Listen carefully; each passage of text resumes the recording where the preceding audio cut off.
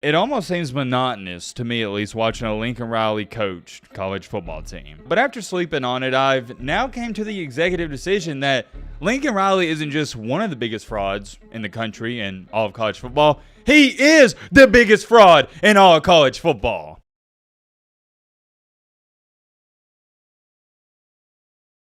I thought about splitting these up into two separate videos, but I realized, Matt, what are you doing? They go hand in hand. Number one, Cayla Williams. There's an insane situation currently going on with him. And number two, Lincoln Riley. As we all know, or should know if you're not living under a rock, Cayla Williams is the quarterback for USC, and Lincoln Riley is the head coach for USC. These two guys are quite familiar with each other because they were the head coach and quarterback at Oklahoma, and it was a package deal to go to USC together. And although it was good last year for Cayla Williams at least, she won the Heisman Trophy, this year has been a disaster, to say the least. And I really want to talk about the Lincoln Riley situation, but let me just get this Cayla Williams situation out the way first because I don't want to spend too long talking about it. So this tweet was going viral. I mean, I don't even know if going viral does any justice. It got over 17 million views. This person tweeted out, with national championship hopes gone, Cayla Williams should consider sitting out the rest of the season. The Heisman is a long shot, college football playoffs are even less likely, and he won't play in the bowl game. The risk of playing far outweighs the reward. Business decision. Yeah, that's pretty controversial to say the least. My immediate reaction to this when I first saw it was,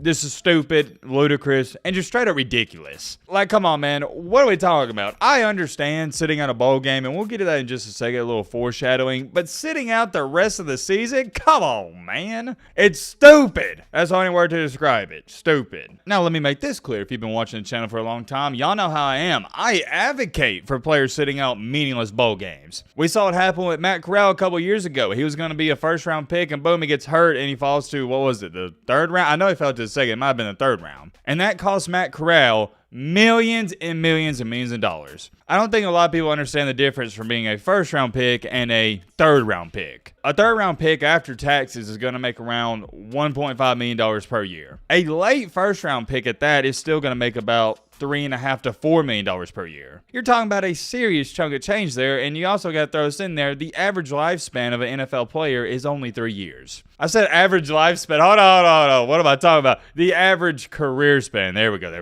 I think a lot of people have this misconception that NFL players are going to be there for 10 to 15 years because you've seen your favorite player do it and you've seen Tom Brady do it, but that's not the case. For most of these NFL players, you're only going to be in the league for 2 or 3 years. So with that being said, that is why it is extremely crucial to make the most amount of money as you can in the shortest time possible. And it goes back to my point here. If you're a star quarterback, if you're a star wide receiver and your team is 8-4, and you're playing in the Gator Bowl, yeah, I would sit out. If you don't need that game to improve your draft stock, and people tell these players if they need it or they don't, and you're a projected first, second, or third round pick, don't even play in it. I'm okay with it. Vice versa, if you do choose to play in it, I'm okay with that as well because I get it. You're a competitor. You want to compete. But this right here talking about, oh, there's nothing left for Cayla Williams to achieve. He's already won the Heisman Trophy. They're not going to go to the playoff. He should just sit out the later half of the season. It's stupid. What are we teaching these kids? When the rough gets going, you can just give up? That's what it seems like. And matter of fact, if I was an NFL team,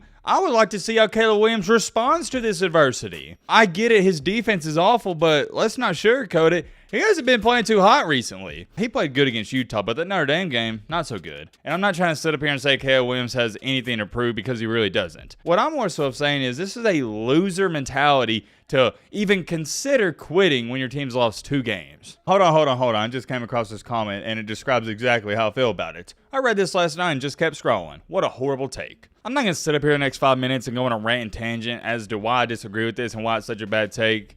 You should know it is, and we'll leave it at that. If you don't know why it's a bad take, I can't help you. And if you agree with this take, well, I guess you're entitled to your own opinion, and we'll leave it at that as well. Moving along here, though, to really what I'm going to label as the main topic, the main encore, the main reason you more than likely clicked on this video is Lincoln Riley. I've thought long and hard about this ever since the USC and Utah game. And some of y'all probably saw my live reaction where I stated that Lincoln Riley is now one of the biggest frauds in college football. He's up there with Ryan Day and Jimbo Fisher. But after sleeping on it, I've now came to the executive decision that Lincoln Riley isn't just one of the biggest frauds in the country and all of college football. He is the biggest fraud in all of college football. He has surpassed Jimbo Fisher, which, by the way, I thought was dang near impossible, and he's also surpassed Ryan Day. The definition of a fraud is someone who deceives others. And ladies and gentlemen, boys and girls, that describes Lincoln Riley to a T. And the reason I have boosted him ahead of Jimbo Fisher, who was previously holding the #1 spot, it's now Lincoln Riley, is because Jimbo Fisher isn't a fraud anymore. We know what to expect out of him. There's nothing deceiving about Jimbo Fisher and Texas A&M anymore. Not a single thing. I said it last year, the year before, the year before, the year before, the year before. They're going 8-4. So at this point in time, I can't label Jimbo Fisher as a fraud anymore. I can't. Well, let me change that. My bad. My apologies. He is a fraud, but he's no longer the biggest fraud. Let's break this down, shall we? Lincoln Riley at Oklahoma. Everybody's praising him, the new young guy. He's got all this offense, scoring 50 points a game, but his defense sucks. And what did every single person chalk it up to? Yes, the defense, man. They don't have the talent on defense, and it must be a defensive coordinator's fault. Nobody really put the blame on Lincoln Riley because it's like, well, hey, he's winning 11 games a year and he's scoring 50 points. This guy's awesome. And just like they say, time will always tell. He winds up leaving Oklahoma and goes to USC. What happens last year? One of the best offenses in the country. You had the best player in the country, at least according to the Heisman. He won the friggin' Heisman Trophy, and you still didn't even make the playoff? To go on top of that, you had one of the worst defenses in the country yet again. But hold on. What did we chop it up to? And even I chopped it up to this. Oh, yeah, he just got to USC. They had a bunch of transfer portal guys in the defense.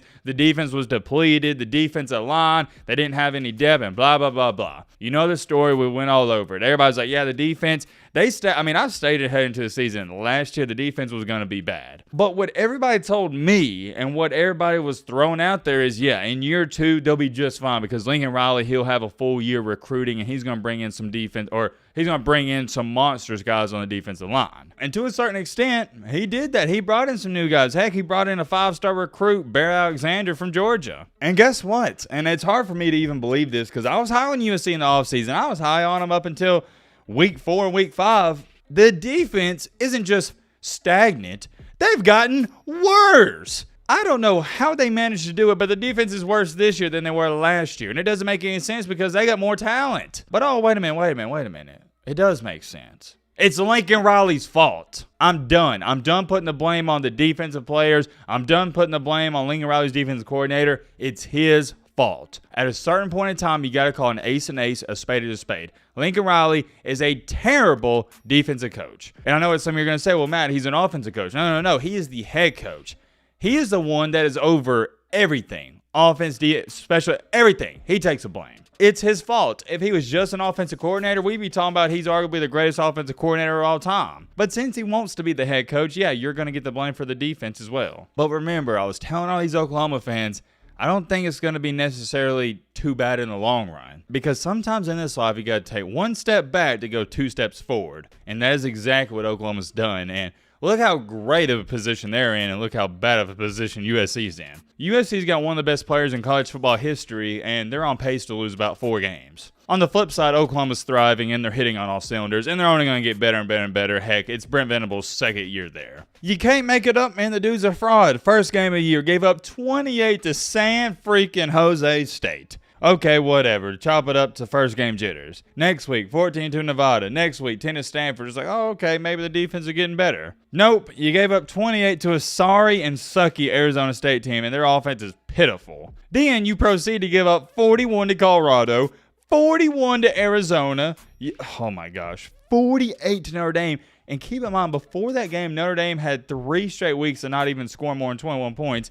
And then most recently, you give up 34 to Utah, whose offense ranked 95th in the country out of 133 teams. Last 4 games, 41, 41, 48, and 34. It's pitiful, man. It's straight up pitiful. And as a college football fan, nothing enrages me more than watching a team that has a terrible defense. I'll tell you firsthand, Alabama last year, we had one of the worst defenses in Nick Saban's career, and I don't even think it's close. And it was so frustrating watching the games. And you didn't even want to watch the games, really, because your defense couldn't stop anybody. It's not fun to watch. And number 2, when you have the ball on offense, it puts so much pressure on your offense because they know they got to score every single possession or they're going to lose. And also, I saw somebody bring this up in the comment section.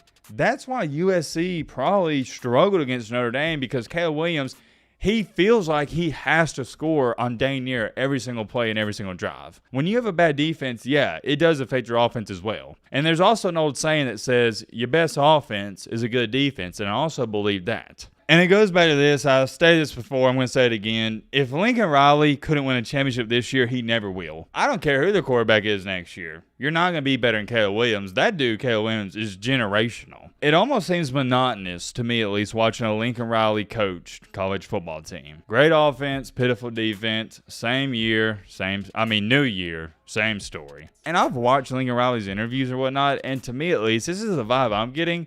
He just doesn't care. And I can't blame the guy. Why would he care? He's making millions of dollars. His family lives in a mansion. He can buy anything he wants. He's living the dream. Why would he care about losing a football game to Utah or Notre Dame? I feel like that's his perspective. He doesn't care. He just wants to go out there and play NCAA 14 in real life and score half 100 every single game, win or lose. He is now the biggest fraud, though, at least in my humble opinion. Let me know your thoughts down below. But,